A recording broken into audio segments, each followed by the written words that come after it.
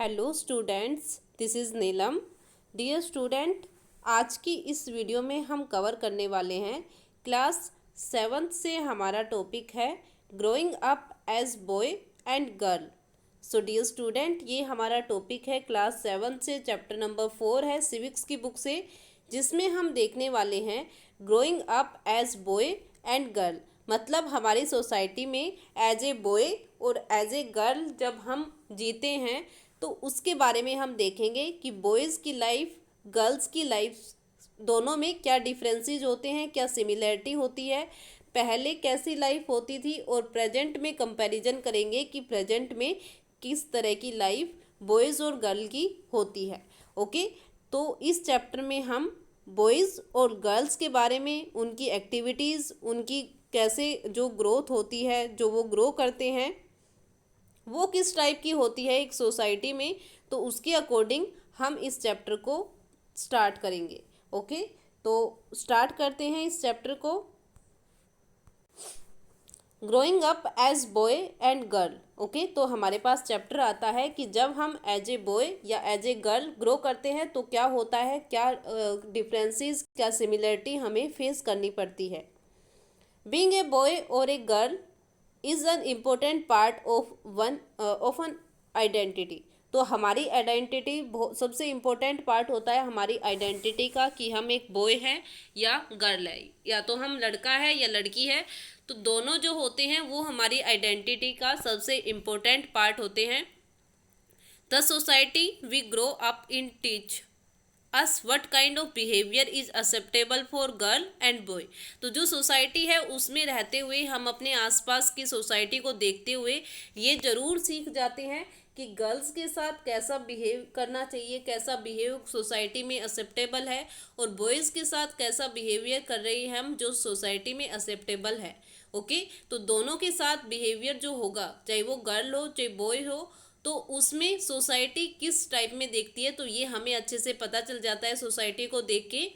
What boy and girl can और can not do, मतलब एक लड़का क्या कर सकता है, एक लड़की क्या नहीं कर सकती। तो इन सब के बारे में क्या मतलब कौन सा बिहेवियर उनके लिए अच्छा रहेगा, तो ये सब हमें सोसाइटी में रहकर सब कुछ पता चल जाता है। We often grow up thinking that these things are exactly the same everywhere. और हम ये भी देखते हैं कि जो ये इस टाइप की थिंकिंग होती है कि बॉयज़ को क्या करना चाहिए, गर्ल्स को क्या करना चाहिए, बॉयज़ को क्या नहीं करना चाहिए और गर्ल्स को क्या नहीं करना चाहिए, तो इस बारे में जो लोगों की थिंकिंग होती है वो हर जगह सेम ही देखने को मिलती है।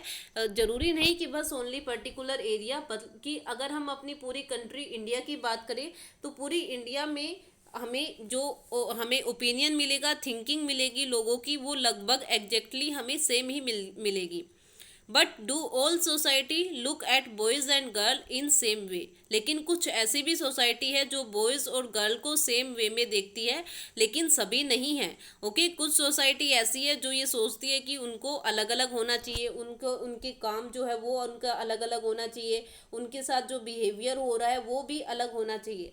लेकिन कुछ सोसाइटी ऐसी है जो ये मानती है कि दोनों के साथ सेम बिहेव होना चाहिए। We will try and answer this question in this chapter. तो हम ये देखेंगे कि क्या सोसाइटी इस बात को एक्सेप्ट कर पाती है कि बॉयज़ और गर्ल सेम है, इक्वल है। We will also look at how the different role again assign to girl and boys. और साथ में ये भी देखेंगे कि गर्ल्स और बॉयज़ को कौन कौन से डिफरेंट रोल जो है वो असाइन किए जाते हैं, गर्ल्स क्या करती है, बॉयज़ क्या करते हैं अपनी लाइफ में, वो भी हम देखेंगे। Prepare them for their future role as man as women. यानी कि जब वो एक सोसाइटी में खुद को ग्रो करते हैं तो उस टाइम जब फ्यूचर में उनका एज ए मैन क्या रोल रहने वाला है या एज ए वुमेन क्या रोल रहने वाला है, तो उसके लिए वो खुद को कैसे प्रिपेयर करते हैं, इसके बारे में भी हम देखेंगे। We will learn that most society value man and women differently. ये भी देखेंगे कि जो सोसाइटी है वो ज़्यादा वैल्यू किसको देती है, मैन को या वुमेन को, या दोनों को इक्वल देती है। The role women play and the work they do are usually valued less than the role man play and the work they do. तो एक वुमेन, एक महिला जो काम करती है उसकी वैल्यू हमेशा कम मानी जाती है। वो जो भी रोल प्ले करती है, जो भी वो काम करती है, तो उसकी वैल्यू कम मानी जाती है, और एक मैन जो रोल प्ले करता है या जो काम करता है उसकी वैल्यू ज़्यादा मानी जाती है। This chapter will also examine how inequalities between men and women emerge in the area of work। और ये भी देखेंगे कि काम करने के लिए, काम करने से रिलेटेड मैन और वुमेन में क्या इन इक्वालिटीज़ है, उनके बारे में भी हम इस चैप्टर में देखेंगे। तो मोस्टली इसमें ये बताया गया है कि एज ए बॉय और एज ए गर्ल जब हम ग्रो करते हैं सोसाइटी में, तो उसी टाइम हमें पता चल जाता है कि गर्ल्स के साथ कैसा बिहेव होगा और बॉयज़ के साथ कैसा बिहेव होगा, दोनों के साथ इक्वल बिहेव होगा या नहीं होगा, बॉयज़ क्या काम कर सकते हैं, गर्ल्स क्या कर सकती है, क्या नहीं कर सकती, इस बारे में भी हमें पता चलता है। और ये भी पता चलता है कि हो सकता है कि इस पार्ट में बॉयज़ और गर्ल के लिए सभी सोसाइटी की थिंकिंग एक जैसी ना हो। कुछ सोसाइटी ऐसी होगी जो ये चाहेगी कि सभी सेम हैं और सबके साथ सेम बिहेव ही होना चाहिए। उसके बाद क्या डिफरेंट डिफरेंट रोल होते हैं बॉयज़ और गर्ल के, जो इन फ्यूचर उनको एज ए मैन और एज ए वुमेन प्ले करने हैं, उनको कंप्लीट करना है। वुमेन को ज़्यादा मैन को ज़्यादा वैल्यू दी जाती है, वुमेन को कम वैल्यू दी जाती है। तो ये डिफरेंस क्यों है? वुमेन जो काम करती है, जो रोल प्ले करती है, उसको कम माना जाता है, मैन जो रोल प्ले करता है या जो काम करता है उसको ज़्यादा माना जाता है। तो ये सब जो इनइक्वालिटीज़ है वो क्यों है? मैन और वुमेन के बीच में, बॉयज़ और गर्ल के बीच में ये जो डिफरेंसेस हैं ये क्यों हैं, तो उसके बारे में हम अपने इस चैप्टर में रीड करेंगे। तो यहाँ पर हमें एक केस स्टडी दे रखी है समोआ की। ओके, समोआ एक आइलैंड है, तो वहाँ की हमें केस स्टडी दे रखी है। वहाँ पर एज ए बॉयज़ और एज ए गर्ल क्या बिहेवियर होता है, कैसे डिसीजन होता है, कैसे ग्रो करते हैं बच्चे, तो उस बारे में हमें देखना है। Growing up in Samoa in the 1920s। Okay, 1920 के दशक में समोआ में कैसे वहाँ के बच्चे ग्रो कर रहे थे, उनमें उनको कौन कौन सी प्रॉब्लम फेस करनी पड़ रही थी, उनके साथ कैसा बिहेव हो रहा था, उसके बारे में, उस केस स्टडी के बारे में हम देखेंगे। The small island are part of a large group of small island in the southern part of the Pacific Ocean. Pacific Ocean के साउदर्न पार्ट में, जो दक्षिण भाग है पैसिफिक ओशियन का, वहाँ पर एक आइलैंड है जिसका नाम क्या है? Samoa island. ओके, और समोआ आइलैंड जो है वो अलग अलग जो छोटे आइलैंड हैं उनका एक लार्ज ग्रुप है। छोटे छोटे आइलैंड एक बड़ा आइलैंड बनाते हैं मिलके southern part of Pacific ocean में, और उसका नाम क्या है? Samoa island.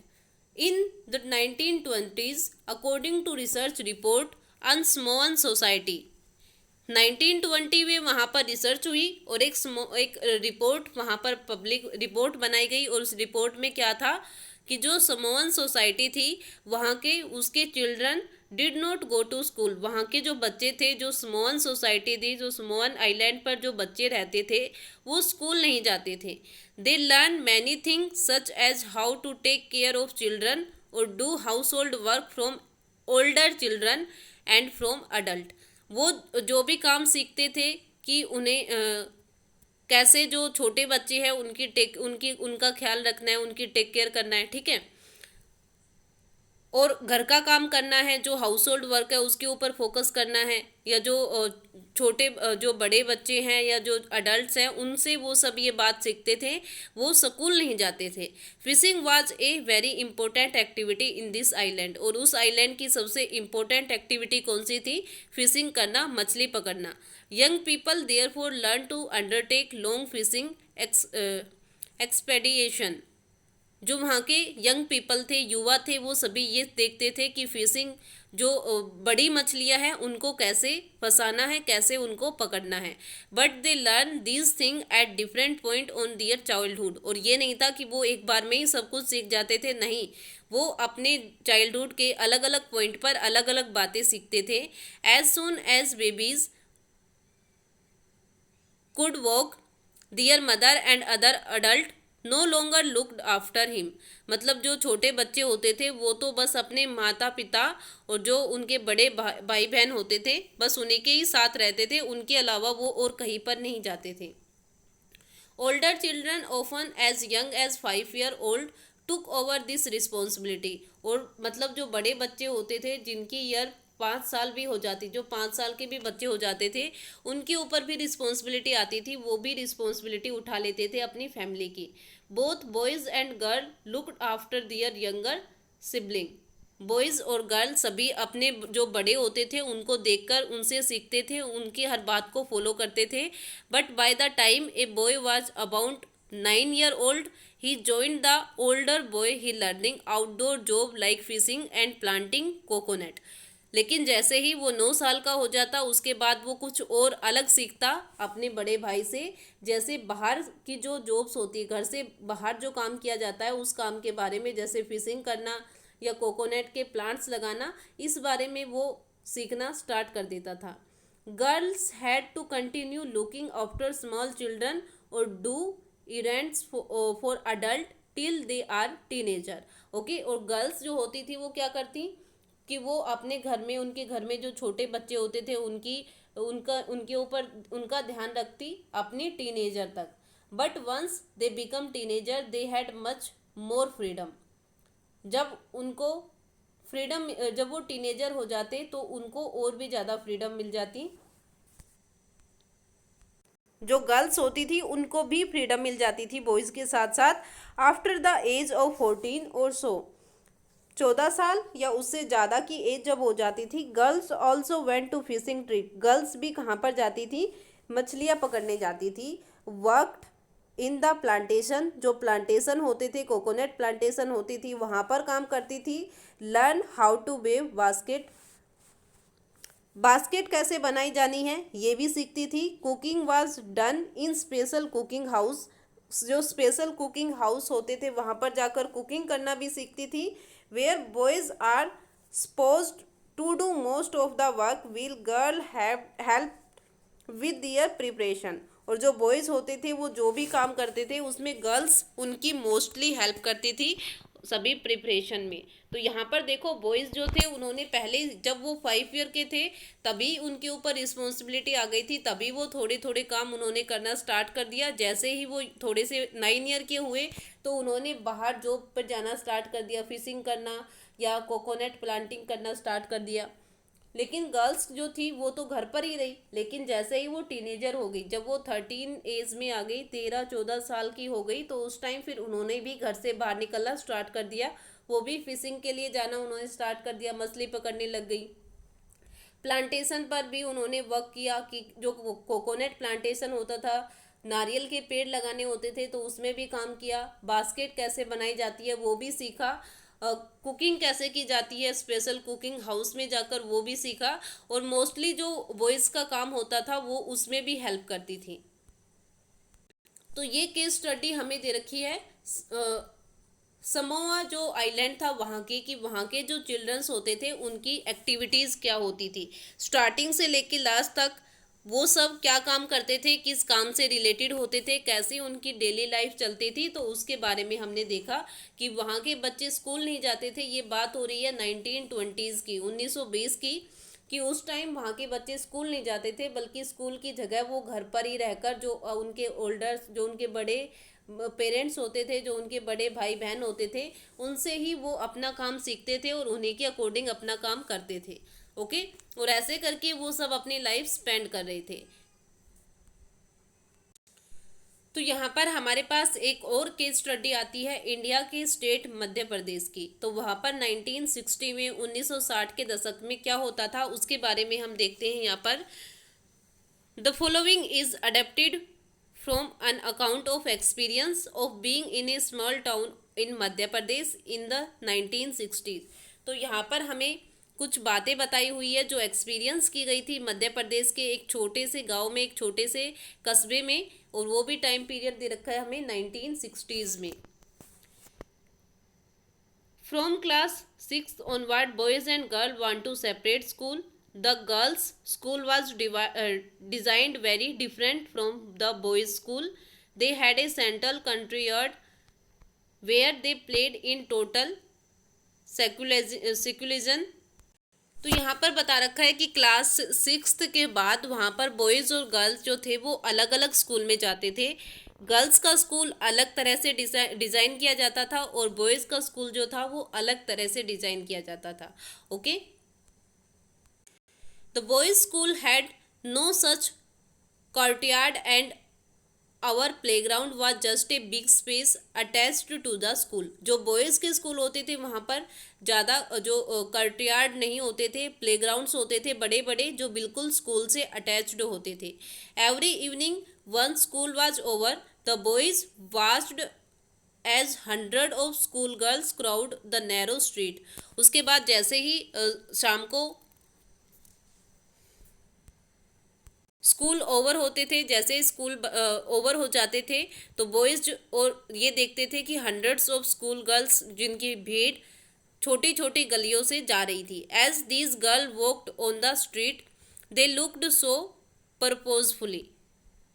जब वो देखते कि जब स्कूल ओवर होने के बाद काफ़ी ज़्यादा जो गर्ल्स थी वो गर्ल्स की जो भीड़ थी वो स्ट्रीट से अपने घर जा रही है, गलियों से अपने घर जा रही है, तो वो हमेशा उन गर्ल्स का, उन लड़कियों का रास्ता रोकते कि वो स्ट्रीट्स में उनको बीच में रोक लेते। This was unlike the boys who use the street as a place of standing around idling to play to try our trick with their bicycles. Okay, तो जो बॉयज़ होते थे वो क्या करते, मतलब उनका जो थिंकिंग होती थी वो गर्ल्स के लिए उस टाइम नेगेटिव होती थी। वो ये सोचते थे कि बस ओनली एजुकेशन का जो राइट है, पढ़ने लिखने का जो हक है वो बस बॉयज़ को होता है, गर्ल्स को नहीं होता, गर्ल्स को घर पर रहना चाहिए। इसलिए वो उनको बहुत परेशान करते। वो जिन गलियों से वो जाती थी तो जो बॉयज़ होते वो वहाँ पर खेलते, वहाँ पर जो अपनी साइकिल्स लेके वहाँ पर अलग अलग ट्रिक्स ट्राई करते, जिसकी वजह से गर्ल्स को काफ़ी ज़्यादा प्रॉब्लम होती थी उन गलियों से जाने में, उन स्ट्रीट से जाने में। फॉर द गर्ल्स के लिए the street was simply a place to get straight home. जो गर्ल्स थी वो तो हमेशा इस बात पर फोकस करती थी कि उन गलियों से उन्हें सीधा अपने घर जाना है और कुछ नहीं करना। ओके, और किसी बात पर फोकस नहीं करना। लेकिन जो बॉयज़ होते थे वो हमेशा उनको परेशान करते, जो गलियाँ होती थी उनमें खेलने लग जाते या अपनी साइकिल लेकर वहाँ पर अलग अलग ट्रिक ट्राई करते। तो इस तरह करके वो उनको काफ़ी ज़्यादा परेशान करते। The girls always want in group. Girls जो थी वो हमेशा एक ग्रुप में चलती थी, पर हैप because they also carried fear in being teased और अटैक्ड। इसके अलावा उनको इतना ज़्यादा डर होता था कि वो अपने साथ अपनी सिक्योरिटी के लिए एक अलग से, मतलब खुद को बचाने के लिए सिक्योरिटी भी लेके चलती थी। कभी कभी तो उन पर अटैक भी कर देती थी। After reading the two example, तो ये हमें दे रखा है मध्य प्रदेश का एक टाउन था उसके बारे में कि वहाँ पर जो डिफरेंसेस थे, मतलब वहाँ पर बच्चे स्कूल तो जा रहे हैं, बॉयज़ और गर्ल दोनों के लिए स्कूल्स हैं, अलग अलग बेशक से हो, ठीक है, लेकिन स्कूल तो है, एजुकेशन तो मिल रही है। लेकिन प्रॉब्लम क्या है कि बॉयज़ जो है वो लड़कियों को, गर्ल्स को परेशान कर रहे हैं और वो उनको स्कूल जाने से रोक रहे हैं। ओके, तो हमने यहाँ पर दो केस स्टडी देखी। एक तो केस स्टडी समोआ की थी जहाँ पर हमने देखा कि वहाँ के बच्चे स्कूल ही नहीं जाते, और एक में हमने देखा कि बच्चे स्कूल जा रहे हैं लेकिन जो बॉयज़ है वो चाहते ही नहीं कि गर्ल्स स्कूल जाए, वो अपनी पढ़ाई को कंटिन्यू करे। ओके, तो after reading the two example above, हमने जब ये दोनों एग्जाम्पल पढ़े, we realise that there are many different way of growing up. तो यहाँ पर जो ग्रोइंग अप, जो हमारे बढ़ने के, हमारी एज के साथ बढ़ने के जो अलग अलग वेज है वो अलग अलग है दोनों जगह। Often we think that there is only one way in which children grow up. या फिर हम ये भी सोच सकते हैं कि चिल्ड्रंस के ग्रो करने का जो वे होता है वो ओनली एक ही होता है, एक ही साइड ज़्यादा फोकस किया जाता है, और जो हमारे एक्सपीरियंस होते हैं उनसे हम ज़्यादा सीखते हैं। अगर हम अपने जो बड़े होते हैं उनसे बात करें तो हमें ये लगेगा कि उनका जो चाइल्डहुड था और हमारा जो चाइल्डहुड है, अगर उनको कंपैरिजन करेंगे तो हमको सीधा ये बात ज़रूर फील हो जाएगी कि दोनों में बहुत ज़्यादा डिफरेंसेस है। ओके, तो जो पहले का टाइम पीरियड था और जो अब का टाइम पीरियड है उसमें काफ़ी ज़्यादा डिफरेंसेस है। We also realise that society make clear distinction between boys and girl. और ये भी हमें लगेगा कि सोसाइटी ने बॉयज़ और गर्ल में जो डिफरेंसेस देख रखे वो हमें बिल्कुल साफ दिखाई देंगे। This began from very young age, जो हमें बहुत ही यंग एज से पता ही चल जाएंगे, ये पता चल जाएगा कि बॉयज़ और गर्ल में क्या क्या डिफरेंसेस है। We are for example given different toys to play with. जैसे एग्जाम्पल लेके चलते हैं कि हम बॉयज़ और गर्ल को खेलने के लिए जो खिलौने देते हैं उनमें भी डिफ्रेंशिएट किया जाता है। बॉयज़ के लिए अलग खिलौने होते हैं और गर्ल्स को अलग खिलौने दिए जाते हैं खेलने के लिए। Boys are usually given car to play with and girls doll. Boys को कार दी जाती है खेलने के लिए और गर्ल्स को क्या दी जाती है, doll. But toys can be a lot of fun to play with. Both toys, हो सकता है कि दोनों टॉयज काफ़ी ज़्यादा फन करे बच्चे उसके साथ, लेकिन अगर डिफरेंसेस देखो कि बॉयज़ को तो क्या दिए जा रहे, कार दिए जा रहे हैं, और गर्ल्स को क्या दी जा रही है, डोल दी जा रही है। Why are girls then given doll and boys car. Girls को डोल्स क्यों दी जाती है और बॉयज़ को कार ही क्यों दी जाती है टॉयज़ में? Toys become a way of telling children that they will have different future when they become man and women. मतलब जो टॉयज़ वो देखते हैं तो उनसे ही हम उनको एक बात बता देते हैं कि चाइल्ड एज से जब वो यंग एज में आएंगे, जब वो बड़े होंगे, जब वो उनका फ्यूचर में जो बिहेवियर होगा वो एज ए मैन और एज ए वुमेन बिल्कुल अलग अलग होने वाला है। जो वो बच्चे बचपन में सीखते हैं वही बातें वो बड़े होने पर फॉलो करते हैं। ओके, तो जो टॉयज़ होते हैं वो एक तरह से उन्हें बताते हैं कि एज ए मैन और एज ए वुमेन उनकी क्या रिस्पॉन्सिबिलिटी फ्यूचर में होने वाली है। If we think about it, this difference is create in the smallest and most everyday things. मतलब जो अगर हम रियल में सोचे तो ये डिफरेंसेस जो है वो स्मॉलेस्ट और मोस्ट एवरीथिंग डेज, मतलब हर दिन एवरीथिंग एवरी डे थिंग जो होती है और जो बहुत छोटी चीज़ें होती है उनसे ही क्रिएट की जाती है। जैसे यहाँ पर टॉयज़ का एग्जांपल दिया तो हमें हमारे दिमाग में तो कहीं होगा भी नहीं कि इन टॉयज़ की वजह से बच्चे क्या सीख रहे हैं, वो क्या सीखेंगे, लेकिन उनकी मेंटलिटी उस टाइम ऐसी होती है कि वो उनको ये बात पता चल जाती है कि इन फ्यूचर मैन और वुमेन के अकॉर्डिंग उनके साथ कैसा बिहेव किया जाएगा और उनको कौन कौन सी रिस्पॉन्सिबिलिटी हैंडल करनी है। How girl must dress, what game boys should play, how girl need to talk softly and boy need to tough. हम हमेशा ये सिखाते हैं कि गर्ल्स को अच्छी ड्रेस होती है वो अलग होती है, बॉयज़ अलग गेम खेलते हैं, गर्ल्स आराम से सॉफ्टली बात करें, लेकिन बॉयज़ जो है वो टफ भी कर सकते हैं।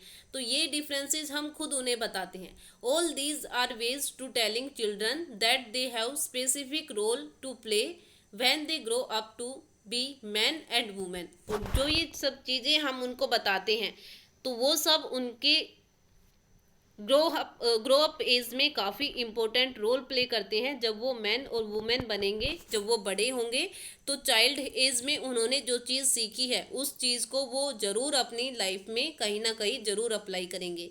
Letter in life this affect the subject we can study और the career we can choose. Okay, और ये सब चीज़ें अफेक्ट भी डालती है उनकी स्टडी पर और जो कैरियर वो चूज़ करेंगे।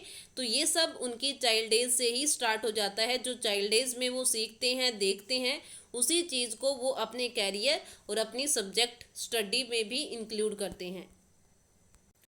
In most society included our own, the role men and women play or the work they do are not valued equally. सभी सोसाइटी में, हमारी खुद की सोसाइटी को इंक्लूड करके मैन और वुमेन का जो रोल होता है, जो काम होता है, वो इक्वली नहीं है, बिल्कुल भी इक्वली वैल्यूएबल नहीं है। Man and women do not have the same status. Man और वुमेन का सेम स्टेटस भी नहीं है। Let us look how this difference exist in the work done by man and women. Man और women की work में वो जो काम करते हैं उसमें क्या क्या डिफरेंसेज है उसके बारे में हम देखते हैं। तो ये जो क्वेश्चन होगा वो हम अपनी वीडियो के नेक्स्ट पार्ट में कवर करेंगे। इस पार्ट में जो हमने कवर किया है वो हमारे 3 मेन बातें थी।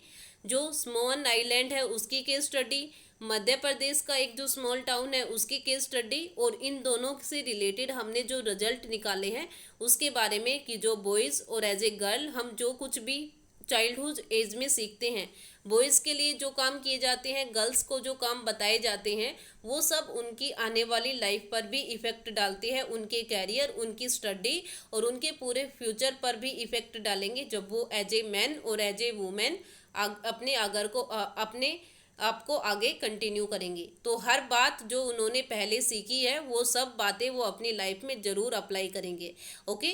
और इसी की वजह से मैन और वुमेन में जो डिफरेंसेस है वो काफ़ी ज़्यादा है, कुछ सोसाइटी में ज़्यादा है, कुछ सोसाइटी में कम है। और उन्हीं के बारे में कि जो मैन है उसको ज़्यादा वैल्यूएबल माना जाता है और वुमेन को कम वैल्यूएबल माना जाता है। तो इनका जो स्टेटस डिफरेंस है उसके बारे में हम अपनी वीडियो के नेक्स्ट पार्ट में कवर करेंगे। इस वीडियो के पार्ट में इतना ही, और इससे रिलेटेड जो क्वेश्चन और जो मेन टर्म्स होंगी वो सभी आपको पीडीएफ में मिलेंगी और वो आपको अपनी नोटबुक में लिखनी है। आई होप जो टॉपिक हमने आज कवर किया है वो आपको अच्छे से समझ आ गया होगा। Thank you.